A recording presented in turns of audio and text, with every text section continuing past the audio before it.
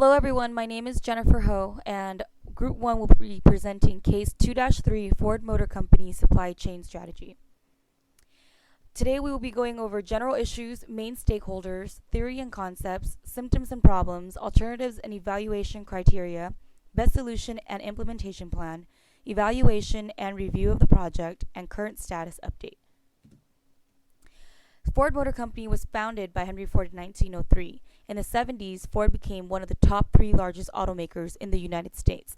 In 1995, Ford embarked on Ford 2000, which was an ambitious restructuring plan intended to merge Ford's global operations into a single global organization. Also in 1995, major re-engineering projects were initiated around important company processes such as order to delivery and Ford production system. In 1997, Ford had implemented business-to-business strategy. In early 1999, Ford announced that it would acquire Sweden's Volvo. Some challenges Ford faced was that its old supply chain strategy was out of date and no longer effective due to their growth and expansion to over several thousand suppliers. Ford also wanted to build closer relationships with suppliers as well as customers using new information technology.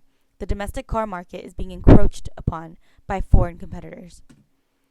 Some stakeholders that were internal in the Ford company are the Tier 1 suppliers, board members, shareholders, executive managers, and all the employees. External stakeholders are customers, competitors, dealerships, and lower-level suppliers. Hi, this is Goli. Today I'm going to talk about virtual integration. According to Michael Dell, virtual integration is how his company is using technology and information to blur the traditional boundaries in the value chain among supplier, manufacturer, and end user. What benefits does Dell gain from virtual integration? Number one, communication coordination between the uh, manufacturer and suppliers, control, real-time responsiveness and inventory management. The last, forecasting. For 2000. In 1995, Ford has merged its North America, Europe and others into a single global organization and they called it Ford 2000. This Ford 2000 was used for restructuring and cost reduction. The Ford 2000 initiation produced 5 major re-engineering projects. One of them was Ford Production System. The FPS was an integrated system aimed at making food manufacturing operations leaner, more responsive, and more efficient. Another key process for re-engineering initiative was order to deliver. The purpose was to reduce the 15-day time to customer order delivery from 45 to 65 days. The key attribution was to move pull-based systems with synchronized production, continuous flow, and stability throughout the process. So here are the symptoms and problems Ford was facing. The first is the complexity existing in the supply chain. That brings the problem of thousands of suppliers, and their preference was based off of cost. To solve this problem, it is recommended for Ford to build long-term relationships with Tier 1 suppliers and reduce the number of suppliers. The second is the long OTD time, usually around 45 to 65 days. This delay caused a domino effect up the supply chain. Ford's OTD project will reduce delivery time to 15 days. The third is the competition from the foreign manufacturers has encroached upon the domestic auto market. Ford 2000 will merge all their global market shares into one global organization. The last is Ford is not achieving the anticipated IT-related cost savings. For example, lower-level suppliers were not capable of acquiring IT at the same rate as Ford. Ford 2000 also solved this by developing inline vehicle sequencing, which enabled Ford to receive parts quicker from suppliers. My name is Nguyen, and we'll be talking about alternative solutions. So our group found 3 alternatives that Ford could look at for its supply chain strategy. The first possibility is to keep its existing supply chain as is, and not make any major changes. This strategy would be the safest and require the least amount of change. However, Ford would risk becoming obsolete in IT and falling behind its competitors. A second option would be to extend Ford's e-business strategy with customers and suppliers, and make a partial jump towards virtual integration. The Internet would serve as a primary tool for dealing with suppliers and taking orders from customers. This strategy would incorporate many of Dell's supply chain activities like direct sales, customization, and info sharing over the Internet. There would also be IT initiatives taken to reduce OTD and inventory, share production data with suppliers, and track materials throughout the supply chain. However, this approach would not fully adopt Dell's virtual integration model. There would still be dealers serving as distribution centers, and Ford's operations would largely remain the same. This strategy would still require additional investments and quite time-consuming. A final strategy to consider would be a total jump to a virtually integrated supply chain based completely on Dell's model.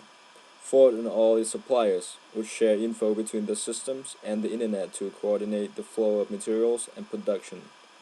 All customer orders would be over the Internet.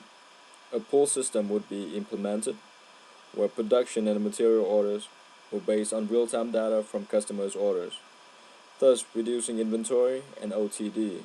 This strategy is the most complicated and costly among the three because it requires major changes throughout Ford's operations. Many of Ford's traditional processes and production methods would have to be altered to take advantage of this new form of supply chain management.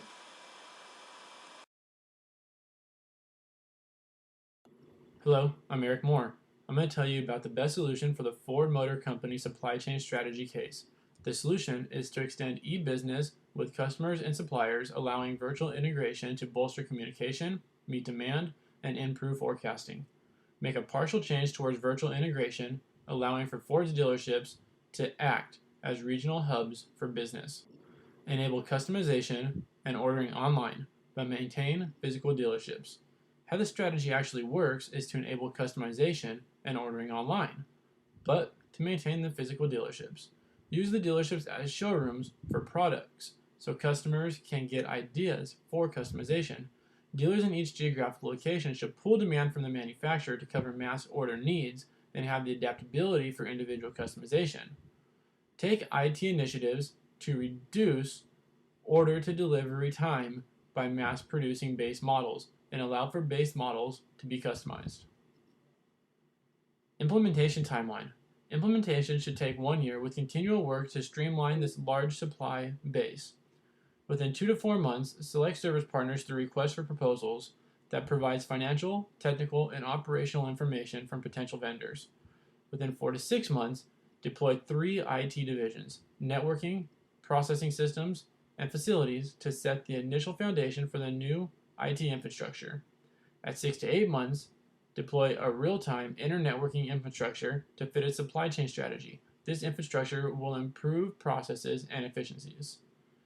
At 8 to 12 months, deploy a flexible business practice that meets the requirements of suppliers, of the Tier 1 suppliers, the Tier 2 and Tier 3, and then the sub-suppliers and stakeholders by establishing a consistent system infrastructure. Streamline the supply base through business networks that are mutually profitable and create communication throughout the supply chain. Hello everyone, my name is Will Abner and I'm going to talk about the current status of Ford. Ford has launched an e-learning platform from their global purchasing personnel and quality engineers that work with at-risk markets. Ford is aimed at further integration capabilities within purchasing functions to address sustainability issues. Ford 2000 has related to 5 regional business units including USA, Brazil, Germany, India, and China. Since 2005, Ford has streamlined supply base through aligned business framework. This is to strengthen relationships and mutual profitability. Since Ford 2000, they currently have 102 ABF suppliers, 12 of which are owned by minorities or women. Raw materials are not supplied to Ford directly, rather to tiered suppliers. Raw materials pass through 6 to 10 suppliers before reaching Ford. Ford market capitalization in May 2000 was $51.8 billion, and today market cap is $67.08 billion. share price has decreased mostly due to share dilution.